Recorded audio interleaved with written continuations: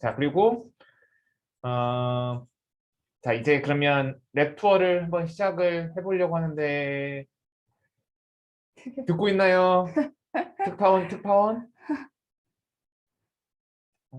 없나? 제가 보고 저 대학원생 여러분 듣고 저기 있나요? 계십니다. 화면 전환. 네, 한번 말해볼래요? 안녕하세요. 네, 잘 들립니다. 예. 그러면 우리 네. 연구실부터 시작을 할 건데, 네, 한번 시작을 해보세요. 네. 네, 안녕하십니까. 시작해요. 네. 네. 안녕하십니까. 폐기물 자원화 기술 연구실 박사과정 이수민, 그리고 카메라를 담당하고 있는 석사과정 김홍열입니다. 연구실 소개를 시작으로 4가지 실험을 설명드리겠습니다. 먼저 연구실 소개입니다. 저희 연구실은 생분해성 플라스틱 연구, 그리고 플라스틱 자원화 연구를 진행하고 있습니다. 4가지 실험에 대해 설명드리기 위해 잠시 이동하겠습니다.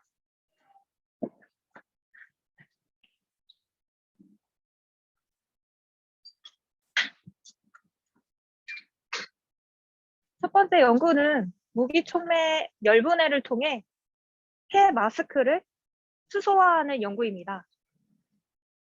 무기촉매는 졸결법을 이용해서 1리터 비커에 여러 가지 금속을 넣고 80도 11시간 졸입니다. 완성된 촉매는 3가지 지체 코팅을 하고 이를 폐 마스크와 함께 500도 열분해를 통해 수소를 생산하고 있습니다.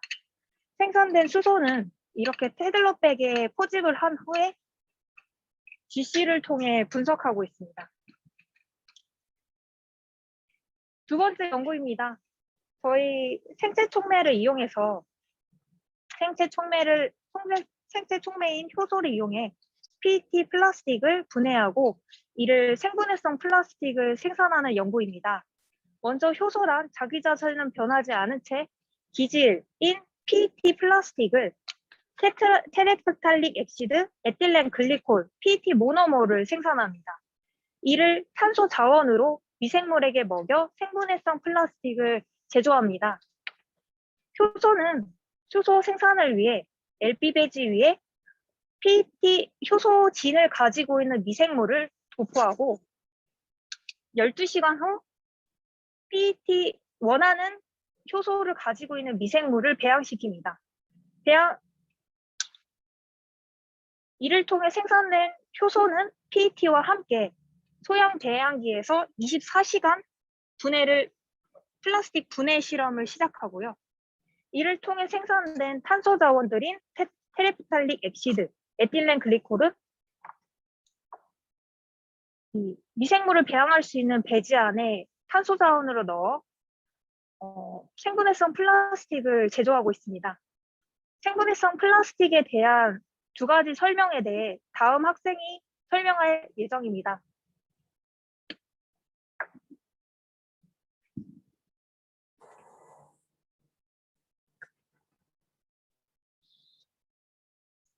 네, 안녕하세요. 폐기물 자원화 기술 연구실 석사과정 김유진입니다. 제가 이어서 PHA 생산에 대해서 설명하도록 하겠습니다. PHA는 미생물에 의해서 생산되는데요. 우리가 밥을 먹는 것처럼 미생물도 먹이를 주어야 성장하게 됩니다. 그런데 미생물이 사는 외부 환경이 항상 영양분이 풍족한 상황은 아닙니다. 성장을 하는데 필요한 영양소가 부족한 경우 특정 미생물은 이 PHA를 그라듐 형태로 만들어서 몸속에 저장해 두었다가 이를 탄소원으로 이용하는데요. 이러한 미생물 특성을 이용해서 PHA를 실험실에서도 합성할 수 있습니다. PHA를 생산하려면 일단 미생물이 잘 자라야겠죠. 미생물이 잘 자랄 수 있도록 필요로 하는 영양소를 먼저 준비해야 되는데요. 이게 지금 제가 엊그제 만든 미생물 배지입니다. 미생물이 자라는데 필요한 영양소를 모두 넣고 적정한 온도를 유지해주면서 배양기 내부에서 미생물을 키우게 됩니다. 미생물 성장이 활발해지면 일부 영양소를 빼서 아까 말했던 것처럼 일부러 영양 결핍 상황을 만들어줍니다. 이 2 상황을 반복적으로 돌려서 미생물이 몸속의 pH를 축적할 수 있도록 하고 만들어진 pH를 저희가 추출합니다. 저는 특히 메탄을 이용해서 pH를 생산하는 것을 목표로 하고 있는데요. 지금 이 패들러백 안에 들어있는 것이 메탄가스입니다. 이런 메탄가스를 이용할 수 있는 미생물을 메타노트로프라고 하는데요. 메탄을 탄소원으로 성장할 수 있는 미생물들입니다.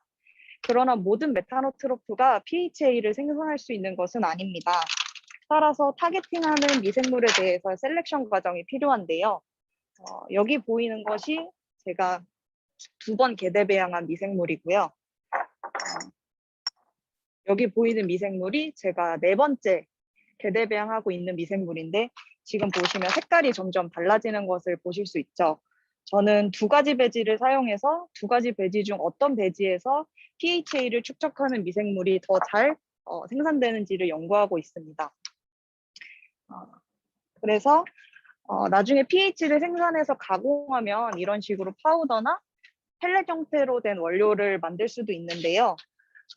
지금 저희 모두 마스크 끼고 있죠. 코로나로 인해서 마스크는 이제 매일 착용하는 생필품이 되었는데요. 그만큼 버려지는 마스크 배출량도 어마어마합니다. 버려지는 마스크가 자연에서 생분해된다면 폐기물이 환경에 미치는 영향을 크게 감소시킬 수 있을 것이라고 생각해서 지난 학기 저희 연구소에서는 생분해성 마스크를 만들기도 했습니다.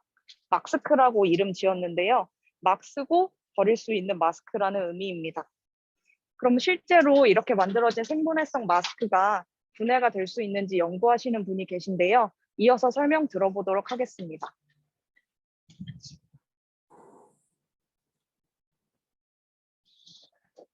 네, 안녕하세요.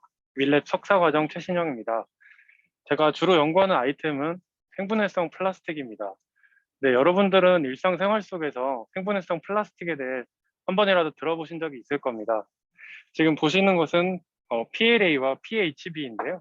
이 PLA 같은 경우는 옥수수나 사탕수수 혹은 전분 같은 바이오 원료 물질을 가지고 만든 생분해성 플라스틱이고요. 이 PHB 같은 경우는 아까 지금 만들었던 얘네들에서 뽑아낸 pH의 대표적인 종류라고 할 수 있습니다. 그래서 얘는 미생물 체내에서 뽑아낸 그런 바이오 플라스틱입니다. 이러한 생분해성 플라스틱은 연구 단계를 넘어서 점차 상용화 단계에 접어들고 있습니다. 우리가 일상생활에서 사용하는 모든 제품들이 이제 생분해성 플라스틱으로 만들어진다면 플라스틱으로 인한 환경 오염이 훨씬 줄어들겠죠? 자, 지금 보시는 것은 스타벅스에서 케이크를 시키면 주는 포크입니다. PLA로 만든 포크인데요. 자, 그러면 제가 하나 여쭤보겠습니다. 이 PLA는 생분해성 플라스틱입니다. 그러면 우리가 흙이나 뭐 이런데 바다나 이런데 딱 버리면은 자연적으로 분해가 될까요?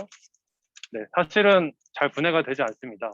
이 PLA 같은 경우는 특정 고온 혹은 미생물이 많은 그런 퇴비화 조건에서만 분해가 되는 것으로 알려져 있습니다. 반면에 이런 PHA 같은 경우는 해양 환경에서도 잘 분해가 되고요. 자, 그래서 제가 하는 연구는 이처럼 사람들이 생각하는 생분해성 플라스틱과 실제 이런 플라스틱의 생분해도 차이 이런 것들을 분석하고 검증하고 이런 연구들을 진행하고 있습니다. 지금 보시는 것은 3D 프린터인데요. 3D 프린터는 4차 산업혁명 시대에 점점 더 주목받는 핵심 기술입니다. 일상용품에서부터 반도체, 건축물, 우주 항공 산업까지 그 분야가 점차 확대되고 있습니다. 저는 이 3D 프린터와 바이오 플라스틱을 결합한 응용 연구를 진행하고 있습니다. 자, 아까 보셨던 이런 PLA나 PHA 이런 바이오 플라스틱을 일반적인 플라스틱, 즉 폴리에틸렌, 폴리프로필렌 이런 원료들과 함께 섞습니다. 섞은 후에 이건 필라멘트 메이커인데요. 이 필라멘트 메이커에 펠렛을 집어넣게 되면 필름 형태로 생산이 됩니다. 그러면 필름을 뽑았을 때 이렇게 나오게 됩니다. 필름이 아니죠. 필라멘트입니다. 필라멘트를 뽑았을 때 예를 들어 얘 같은 경우는 PLA와 PP를 2대8의 비율로 섞은 필라멘트입니다. 자, 이런 필라멘트는 다시 3D 프린터의 재료가 됩니다. 그러면 이렇게 돌아가면서 압출이 되고요. 그럼 우리가 원하는 어떤 모양이라도 다 디자인을 할 수가 있습니다. 이번 연구에서는 저는 저희 학교 로고 모양으로 만들어 봤습니다. PLA랑 PHB를 2대8로 섞은 저희 카이스트 모양 로고입니다. 자, 그러면 여기서 멈추지 않고 이렇게 여러 물질들을 섞었을 때 어떤 성능이 향상됐다던가 뭐 더 좋은 소재를 발견한다든가 이런 것이 1차적인 목표가 있겠고요. 두 번째로는 실제로 얘를 뭐 강이나 호수나 흙 같은 데 놨을 때 분해가 될까? 이런 의문점을 푸는 것이 또한 연구의 주요 목표입니다. 자, 옆을 보시면 자, 이것은 생분해성 플라스틱을 분해하는 장치입니다.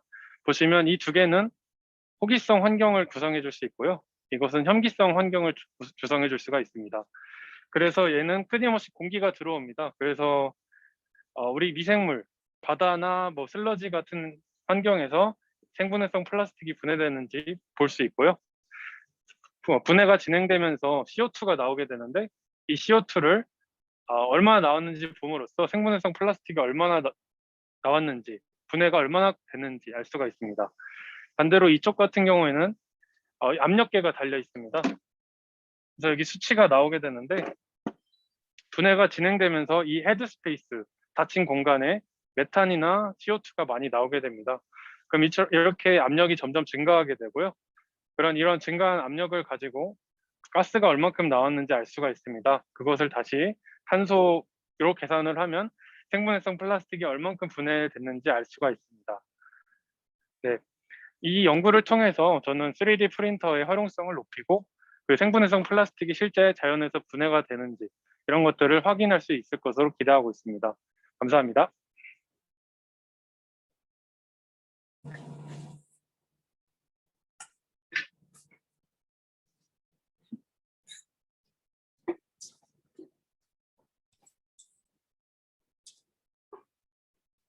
자, 이제 위쪽으로 올라가서 한종인 교수님 연구실로 이제 올라가고 있는 장면이에요.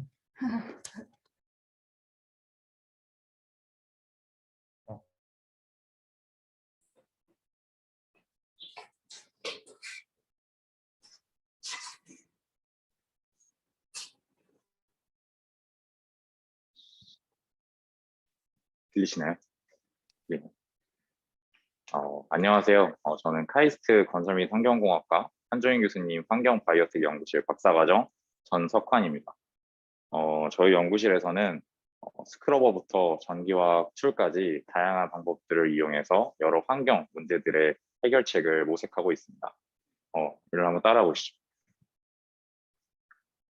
과거에는 4대강 녹조 제거 또는 이제 미세조류로부터 바이오 디젤과 같은 에너지 연료 생산, 또 갈대나 나무와 같은 목질계 바이오매스를 이용한 바이오에탄올 연료 생산, 또 폐수로부터 유용자원이나 암모니아와 같은 자원들을 회수하는 공정들에 대한 연구를 수행해 왔었습니다.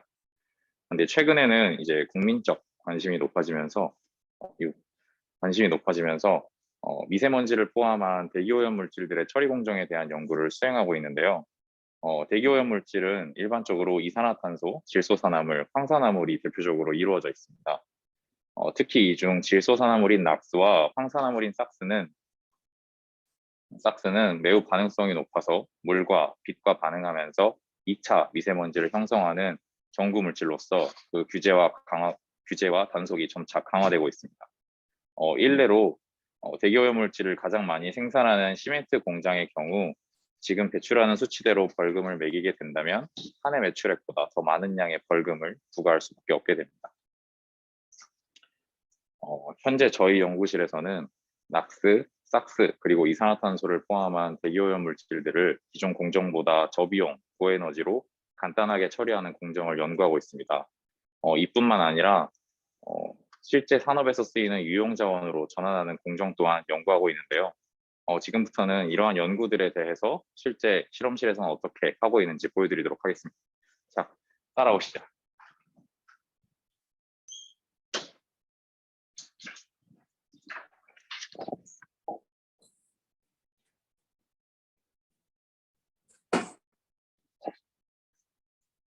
네, 되고 있는 건가요? 하면 돼요? 안녕하세요. 한종인 교수님 연구실 석경아입니다. 저는 CO2에 관심이 많아서 CO2를 제거하는 연구를 하고 있는데요. 뒤쪽에 세팅한 거 보면서 좀 더 자세히 설명드릴게요. 여러분 이쪽에 전기셀 보이시죠? CO2 제거를 위해서 제가 선택한 방법은 전기화학적 방법이에요. 전기화학은 전기를 가해서 유용 물질을 생성해내는 방법인데요. 저는 무분해를 통해서 OH-이온들을 만들어내고 있어요. 이쪽 캐소드는 여기 보이는 버블 컬럼 리액터랑 연결되어 있는데요. 그럼 OH-이온들 때문에 리액터 안에 pH가 올라가겠죠. 이쪽에 보이는 버블들이 다 이산화탄소예요. 이 이산화탄소들이 높은 pH를 가진 용액 안에 이온의 형태로 녹게 됩니다. 혹시 이쪽 클로즈업 해주실 수 있나요? 네, 여기 보시면 CO2가 0이 찍힌 걸 보실 수가 있어요. 100% 제거가 됐다는 거죠. 네, 그리고 이 라인을 보시면 엄청난 양의 가스가 나오고 있는데요. 이게 다 수소예요. 여러분 수소차 들어보셨죠? 수소가 차를 움직일 만큼 굉장히 높은 에너지 포텐셜을 가지고 있잖아요. 그래서 제 연구 목표도 이 수소를 활용해서 이 전체 시스템의 에너지 효율을 높이는 데 있습니다. 그 부분은 다음에 보여드릴 수 있도록 할게요. 감사합니다.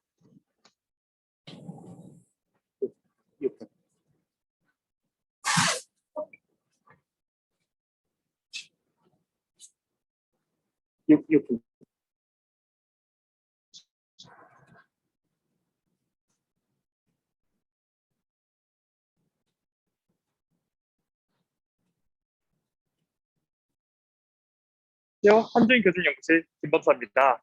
제가 오늘 여러분들께 보여드릴 실험은 스틱 스크러버로 NO를 저감하는 실험입니다.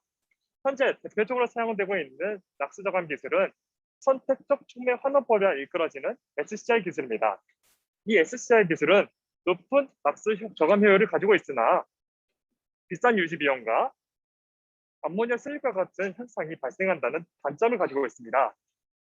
따라서 저희 연구실에서는 이러한 SCR의 한계를 극복하고자 스틱 스크러버로 낙스를 저감하는 기술을 개발하고 있습니다.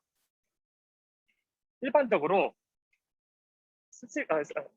NO는 물에 녹지 않기 때문에 이 스틱 스크러버에서는 NO를 흡수하기 위해 특수한 흡수제 메탈킬레이트 에이전트를 사용하는데요.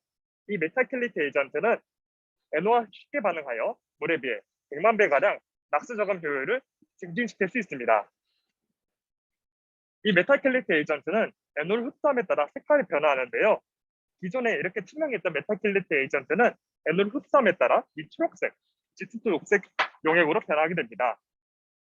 실제로 이 스크러버에서는 500ppm의 NO 가스가 들어가고 있는데요. 현재 이 스크러버에 배출되는 NO 가스 농도는 18ppm으로 95% 이상의 낙스 저감 효율을 보여주고 있습니다. 이 스크러버 실험은 온도, 유량, 회전 속도 등 몇 가지 매개 변수를 조정하여 최적의 낙스 저감 효율을 얻는 것을 목표로 하고 있습니다. 위의 실험 결과들은 실제 산업 현장에 낙스, 삭스 저감 장치를 세팅하는데 매우 중요한 데이터로 활용되고 있습니다.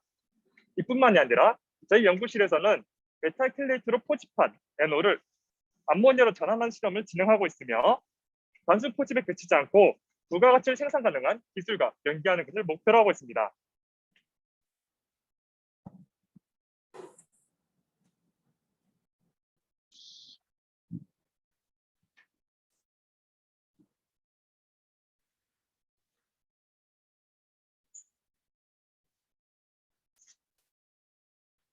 이곳은 앞에서 석경화 학생이 포집한 이산화탄소를 이용해서 미세조류를 배양하는 곳입니다.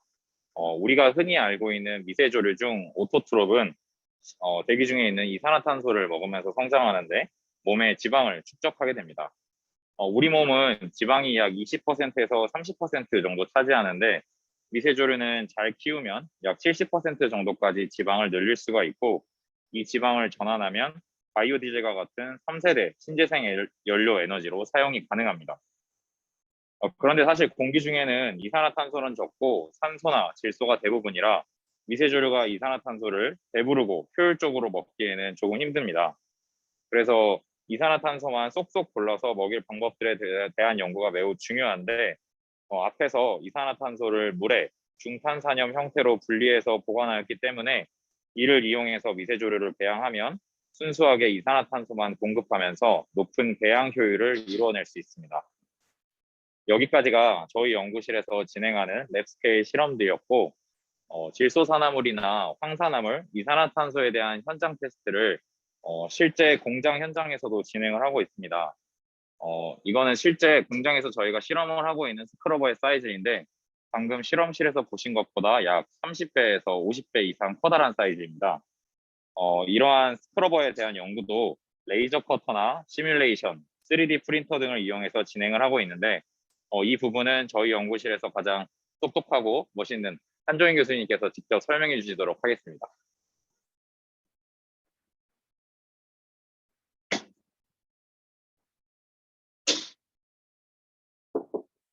교수님.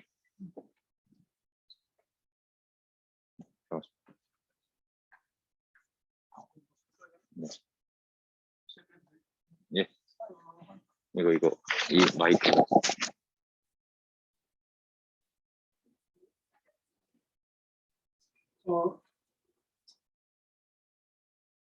그래서 얘기하는 게 좀 매우 어색하고 그렇지만 하여튼 내가 나한테 2분 주어졌다고? 아까 전석관 학생이 설명을 대략 했겠지만 내가 이제 우리 연구실에서 주로 하고 있는 일은 이제 그런 기체와 액체를 접촉시켜서 기체 속에 있는 오염물질을 잡는 거지. 배기가스에서는 낙수삭스를 잡는 거고, 뭐 공기 중에는 공기 중에 미세먼지, 뭐 어제 뭐 엄청나게 황사가 있어서 황사, 그리고 또 냄새 물질들. 일단 물에 녹기만 하면 다 잡을 수 있는 건데 그 기술, 핵심 기술을 이제 우리 연구실에서 개발하고 있어요. 기본적으로 나는 이제 그 기체와 액체를 접촉시키는 장치를 스크러버, 웹 스크러버라고 얘기하는데 나는 이렇게 회전체를 활용한 그 다이나믹 스크러빙 시스템을 개발하고 있는 거지. 이게 이제 그 장치의 핵심이야. 뭐 기본적으로 무슨 제트 엔진에 유입과 같이 생긴 여기를 통해서 기체가 들어가는 거고 또 이 구멍이 보이지 이 안으로 그 흡수제가 들어가고 물 흡수제가 들어가고 그게 이제 회전을 하면서 이게 스프레이가 되고 그리고 요 메쉬가 보이지 이 메쉬를 통해서 기체하고 액체가 강제로 원심력을 통해서 통과되면서 거기서 강제로 만나게 되는 거고 그래서 뭐 지구상에 존재하는 어떤 스크러버보다도 성능이 훨씬 뛰어나는 거죠. I'm talking about 10배 뭐 그 이상 그렇게 되는 거고 사실 내가 좀 어디다 집어넣었다가 다시 이 목적으로 해서 꺼내놓은 건데 이거는 딱 지난 토요일 날 만든 최신 스크러버고 이게 이제 현존하는 가장 성능이 좋은 거고 지금 각 이제 제너레이션별로 몰라 지금 현재 수십 제너레이션이 있거든. 각 제너레이션별로 하나의 특징들이 뭐 성능을 향상시키든지 아니면 유량을 더 크게 한다든지 안정성을 높인다든지 그런 어떤 그 특징들이 하나씩 이제 애드가 된 그런 형태가 되는 거고 지금 밑에 보면 이제 이 장치만으로 끝나는 게 아니고 저걸 임펠러라고 해요. 그 임펠러가 같이 이 통하고 연결이 돼야 되는 거라고. 그러니까 이게 두 개가 하나의 세트가 되는 거예요. 임펠러가 안에서 돌고 물이 뿌려지고 공기가 들어오고 거기서 접촉이 일어나고 그러면서 바깥으로 빠져나오고 이거는 이제 지금 신세계 백화점 건설되고 있는 거기 7층에 과학관이 있는데 거기서 상시 전시되기로 되어 있는 그런 작품이고 지금 실제로 내가 내 공기청정기로 쓰고 있는 그 임펠러 초기 모델을 여기다가 집어넣고 물을 뿌리면서 이제 미세먼지를 잡는 역할을 하는 거지.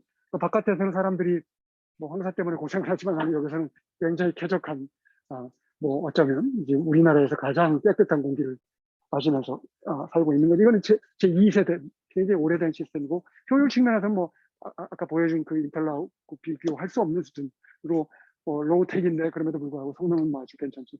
뭐 좀 다른 얘기인데 만약에 어제같이 황사가 엄청나게 심하게 있는 경우에 만약에 헤파 필터를 쓰면 어떻게 되겠어? 그 필터가 금방 망가지겠지. 금방 교체를 해야 된다고. 근데 이건 이제 물을 기반으로 하기 때문에 썰어서 물만 버리면 되는 거예요. 그러니까 필터가 필요 없고 그래서 교체가 필요 없는 그런 장점이 있는 것이. 이상. Thank you for listening. 감사합니다. 자, 어떻게 봤는지 모르겠네요.